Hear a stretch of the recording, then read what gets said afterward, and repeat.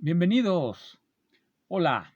En esta ocasión quiero hablar acerca de libros que traten de teoría de conjuntos. De estos, pues los hay muchos y muy interesantes. Yo solamente voy a presentar algunos que me han resultado o útiles o bastante entretenidos, bastante informativos, que me han resultado enriquecedores cuando los he leído y quisiera pues compartirlos con un público más amplio, aunque no sean precisamente los que más se llevan en las facultades. Uno que es muy leído y que no voy a presentar precisamente porque es bien conocido, aunque yo no lo he leído, es el que se titula Teoría ingenua de conjuntos de Paul Halmos. Es interesante partir de esta distinción de lo que es una teoría ingenua o informal, una teoría informal de conjuntos, de lo que es una teoría axiomática de conjuntos. Las teorías informales son teorías en las que se forman los conjuntos pues con solamente un axioma básico y fundamental, que es el axioma que se conoce como axioma de abstracción o axioma de comprensión. Así son más o menos los nombres que se le dan a este axioma, el axioma de comprensión o axioma de abstracción, que consiste en que nosotros podemos definir un conjunto mediante un predicado eneario. Generalmente se utiliza un predicado unario, un predicado de un solo lugar, que generalmente se denomina propiedad. Cuando un objeto tiene un predicado unario, cuando predicamos algo de un objeto con un predicado que tiene un solo argumento, lo denominamos predicado unario o propiedad. Entonces nosotros definimos los conjuntos a partir de una cierta propiedad. El conjunto de cosas rojas, bueno, a través de la propiedad que reconocemos mediante nuestros sentidos de lo que son las cosas rojas. La definición de un conjunto siempre ha sido algo muy problemático y esta que acabo de dar es quizá demasiado simple y no hace justicia a todos los problemas que conlleva concebir lo que es un conjunto. Entonces, quizá la mejor manera de introducirse en las paradojas de la teoría de conjuntos y en las problemáticas sea un artículo de Russell. Ahí quiero comenzar esto de la teoría de conjuntos, un artículo de Bertrand Russell que se titula Lógica matemática fundada sobre la teoría de los tipos, que viene, al menos su traducción en español, en este libro, Lógica y Conocimiento. Esta es la traducción al español. Supongo que ha de haber muchas reediciones. Yo tengo esta, que es de Taurus. También tengo por ahí la versión en inglés, pero son exactamente iguales, entonces no tiene ningún problema. La traducción de Russell al español es muy sencilla. No tiene ningún caso buscarle filologías infinitas que no llevan a nada. Entonces, es el segundo de los artículos que viene en este libro, en esta compilación de artículos de Russell, y se titula precisamente así. La lógica matemática es un artículo de 1909. La lógica matemática fundada sobre la teoría de los tipos, la lógica matemática fundada sobre la teoría de los tipos de Bertrand Russell. Tiene una parte acerca de la teoría de las clases, como él la llamaba, la teoría de las clases, por eso es importante. Es importante Russell, su paradoja y todo lo que lleva a la construcción de la teoría axiomática de conjuntos. Es decir, una teoría que ya no es ingenua. La teoría ingenua parte de lo que les he dicho, definir un conjunto mediante un predicado unario, eneario, lo que sea, pero un predicado. Hay otro libro de 1930 que a mí me pareció siempre muy complicado, muy difícil, pero que no por ello es de menor importancia, donde un autor de origen ruso, moscovita, Nicolás Lusin, introduce de manera rigurosa la noción de un conjunto proyectivo. En alguna ocasión yo leí leyendo un libro de también compilación de artículos, pero en este caso de Tarski, de Alfred Tarski, que se titula Lógica, Metamatemáticas, Lógica y algo así. Lógica, Metamatemáticas y algo así se llama ese libro de Tarski. Trae un artículo, ese libro, sobre conjuntos proyectivos. Yo me imaginaba, nada más para que se vea la enorme ignorancia en la que uno está siempre sumido, yo me imaginaba que los conjuntos proyectivos de los que hablaba Tarski son los conjuntos de la geometría proyectiva.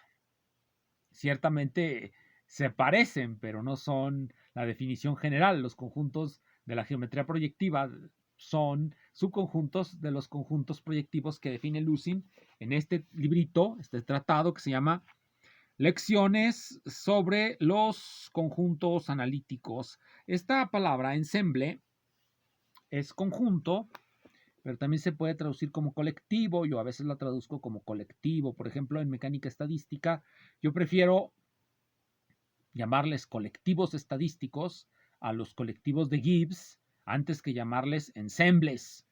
No sé por qué tengo esa maña de querer traducir todo al español. Y tampoco entiendo la maña de todos esos que no les gusta traducirlo al español y quieren llamarles ensembles. No sé por qué. Incluso ni los pronuncian bien, lo pronuncian en español, ensemble. Otro libro, este siempre se me hizo muy, muy bueno porque es simple y va avanzando de esa simplicidad a una enorme complejidad. Es La teoría de conjuntos y su lógica, de Willard Van Orman Quine. La teoría de conjuntos y su lógica, de Willard Van Orman Quine. A diferencia del libro de Lusin, el libro de Lusin, como ya lo dije, es un libro de 1930. Este es un libro de 1967. Ese año que... Este es un libro del 63, perdón. Es un libro del 63. Y sale una segunda edición, que es esta que tengo aquí, del 67. Entonces es un libro maravilloso, donde nos va a llevar desde los elementos más básicos de la lógica hasta los elementos más complicados, al menos en ese tiempo, de la teoría de conjuntos, que son los números transfinitos. Generalmente la lógica lleva a la teoría de conjuntos, y la teoría de conjuntos tiene por centro, por núcleo fundamental, los números transfinitos. En la matemática generalmente muchos nada más trabajan con el primero de los números transfinitos, siendo que hay una jerarquía transfinita de números transfinitos. Eso sería, y no nada más hay una jerarquía transfinita de números transfinitos, esto es recursivo. Hay una jerarquía infinita de jerarquías infinitas de números transfinitos, y así sucesivamente, hasta llegar a lo que se denominan cardinales inaccesibles, de los que hablaremos cuando presente el libro que los trae. Este de Quine concluye precisamente discutiendo los primeros números transfinitos. Aquí lo podemos ver, o más bien no termina discutiendo los números transfinitos. Si analizamos el índice, si interrogamos el índice, nos daremos cuenta que la parte 2 trata sobre eso, los números transfinitos, y la parte 3 trata sobre los sistemas axiomáticos en teoría de conjuntos. ¿Por qué se necesitan axiomas para la teoría de conjuntos? Bueno, la respuesta simple y directa es porque así se evitan conjuntos vacíos, es decir, inconsistentes. Generalmente la paradoja de Russell, cuando se puede deducir utilizando de manera muy liberal o de manera completamente liberal el postulado de abstracción del que hablé hace un momento, un conjunto se define a partir de una relación enearia. Utilizándolo muy liberalmente, se pueden definir todo tipo de conjuntos, y algunos de estos resultarán paradójicos. Paradójicos quiere decir inconsistentes. No podremos realmente definirlos, serán vacíos esos conjuntos. Entonces, por eso es por lo que se utiliza una teoría axiomática de conjuntos. Generalmente no es cierto que una persona que esté trabajando, no sé, series de Fourier, que es el origen de la teoría cantoriana, eh, inmediatamente va a trabajar con paradojas, y se va a encontrar paradojas, y va a necesitar recurrir a una teoría axiomática de conjuntos, o peor aún, a una teoría de tipos, como las teorías de tipos que propone Russell. Acuérdense que Russell propone una teoría de no conjuntos. ¿Cómo se llamaba? No Class Theory, creo que se llamaba No Class Theory, la teoría que no utiliza clases, sino directamente sus predicados. Y la forma en cómo disuelve las paradojas, pues es la teoría de los tipos, en lugar de utilizar la axiomática de Zermelo-Fraenkel más el axioma de elección. Ya que llegamos a ello, vamos a este otro, que lo conseguí muy recientemente, pero es muy famoso, de Kuhnen, la teoría de conjuntos con una introducción a las pruebas de independencia. Pruebas de independencia. ¿Qué son las pruebas de independencia? Tenemos un sistema axiomático Dentro de ese sistema axiomático podemos demostrar un montón de cosas, pero algunas veces podemos demostrar esas mismas cosas por fuera del sistema axiomático. Eso nos demuestra que esa proposición es independiente del sistema axiomático. Por lo regular a esto es a lo que se le denomina pruebas de independencia. El axioma de elección es independiente de los axiomas de la teoría de conjuntos de Zermelo-Fraenkel porque no puede ser deducido en esta teoría.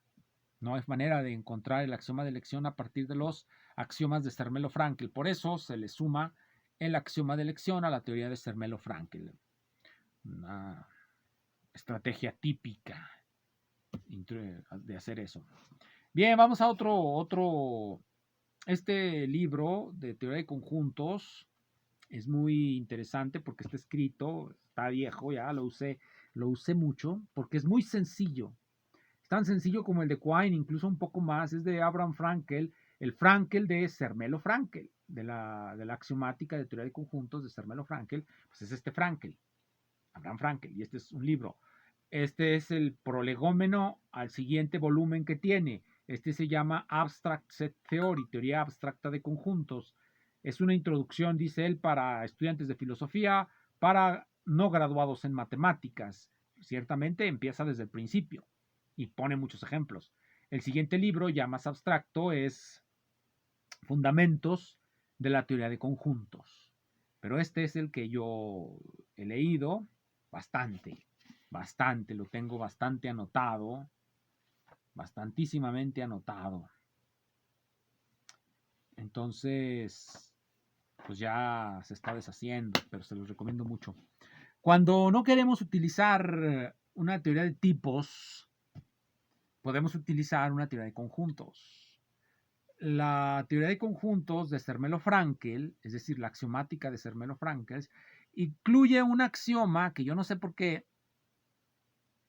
se llama axioma de regularidad, que es el que nos garantiza que no habrá conjuntos muy grandes o conjuntos demasiado grandes para ser paradójicos. Entonces, podemos echar abajo ese postulado y explorar un universo, así se llama, teoría de conjuntos con un conjunto universal, exploración de un universo sin teoría de los tipos. Podemos construir una teoría de conjuntos no paradójica con lo que se denomina un conjunto universal. Ese conjunto universal va a servir como límite a las construcciones que podamos hacer. Este es de Forster, es un libro pues ya viejito, es del 92. Bueno, todos estos están viejitos. A veces, cuando uno encuentra inconsistencias en un sistema, eso podría parecer un gran descubrimiento. Bueno, el caso es que generalmente no es así. Recordemos aquella vieja historia de Quine, que hace su teoría de la lógica matemática, sus axiomas, lo que se llamó los nuevos fundamentos de la teoría de la lógica de Quine, Quine's New Foundations, a los que se les encontró alguna inconsistencia. Hao Wang le encontró alguna inconsistencia a esta teoría, se enmendó. Cuando uno encuentra inconsistencias en las teorías, se enmiendan. No pasa gran cosa, no pasa nada. Lo que uno quisiera decir, no pasa nada, es que no va a pasar nada. Generalmente no pasa nada. Entonces, todas estas exploraciones son prácticamente filosóficas y generalmente, como un comentario personal, yo coloco todos los libros de teoría de conjuntos no junto a los de física o a los de química, sino junto a los de filosofía, porque en realidad uno lo que está haciendo es dándole nuevos significados a viejos términos y tratar de encontrar una cierta racionalidad, una serie de reglas para evitar las contradicciones. Eso es más o menos lo que se hace en teoría de conjuntos y en este tipo de filosofías, construcción de teorías. He escuchado por ahí en algún video que escuché de Domínguez Michael recientemente, de Christopher Domínguez Michael, que dice que Alfonso Reyes no tenía una mentalidad teórica y que las mentalidades teóricas se dan en los filósofos. Y dice Domínguez Michael, no solo en ellos, no solo en ellos, en los lógicos también. Los lógicos construyen teorías de conjuntos con conjuntos universales y cosas por el estilo, para encontrar consistencia lógica y todo eso. Bien, vamos al último, el que siempre se me ha hecho muy difícil de leer. De hecho, casi les puedo decir que no he avanzado más que unas cuantas páginas. Las primeras 70 y tantas páginas. Es un libro de 300, no, más de 300, 400 páginas, ¿no? ¿Cuáles 400? Es un libro de cerca de 500 páginas. Se llama así, The Higher Infinite. The Higher Infinite, por Akihiro Kanamori. En algún video previo hablé del significado de la palabra Higher, el alto infinito, el infinito desde el que se puede ver todo, el infinito desde el que se pueden ver todos los infinitos, es ese infinito que está en la cúspide de esa jerarquía de la que hablé hace un momento, la infinita jerarquía de jerarquías de conjuntos infinitos. Aquí vamos a encontrar algo que es fundamental, y de hecho una de las primeras informaciones que nos da Akihiro Kanamori, se los voy a poner, El Alto Infinito, la editorial Springer, es un librote de, déjenme les digo la fecha, yo creo que ya hay más, en el Journal of Symbolic Logic, cada mes salen discusiones sobre teoría de conjuntos, novedades sobre teoría de conjuntos. Entonces este libro del 91 pues ya ciertamente está bastante pasado, bastante pasado.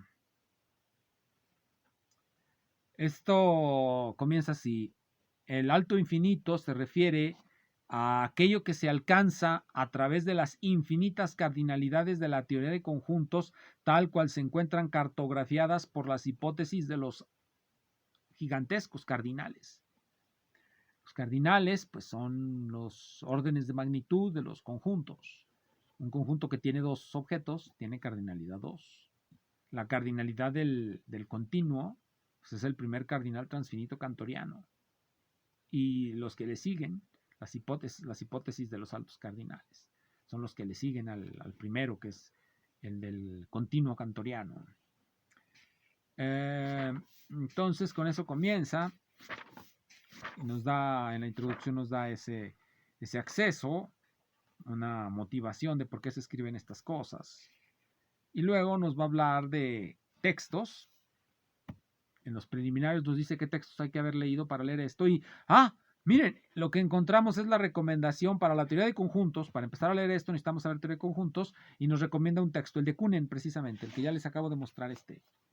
Por eso me interesaba conseguirlo, porque nos lo recomendaba Kanamori. Yo en realidad había leído los otros y ciertamente pueden dejar mucho que desear. Y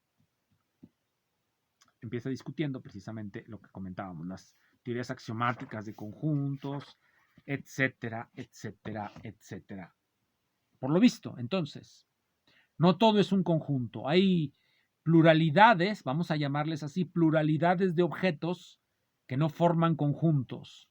¿Cuál sería la pluralidad de objetos más elemental que no formaría un conjunto?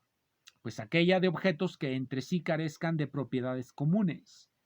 Uno se puede preguntar, ¿y dónde diantres nos vamos a encontrar uno o dos objetos que entre sí no tengan propiedades comunes? Agarramos, por ejemplo, este libro y este libro tienen en común que son libros.